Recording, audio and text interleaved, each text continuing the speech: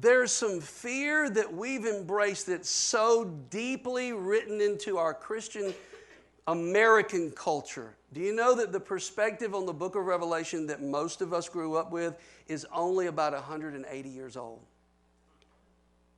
It did not even exist before the early 1800s. Was never a part of the history of the church. It is a very new perspective that a lot of America has embraced. And we as a Christian culture are afraid.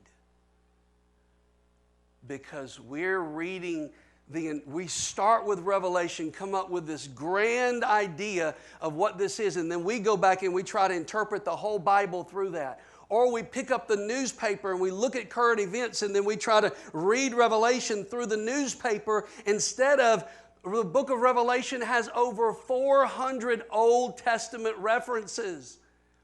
It was written to a bunch of Jewish people who knew what those references are. And we American Christians don't know what any of them are because we don't know the Word. We're stuck in our own little Fox News and waiting for the rapture to show up. Now, what does all this have to do with the kingdom? I've got 10 minutes, so hang on.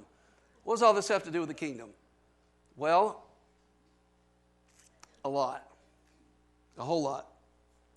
Because if we see that what Jesus is doing is going to end up in failure, and the only hope is the destruction of millions of people,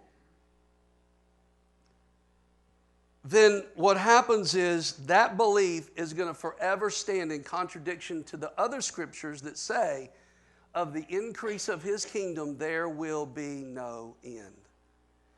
It'll stand in contradiction to the belief that the scripture says that when Jesus came and His kingdom, He received the kingdom from His Father, that kingdom would never be destroyed. It would never be something that went away, and it would increase, just like Jesus said, until it permeated like leaven the whole of all of His creation.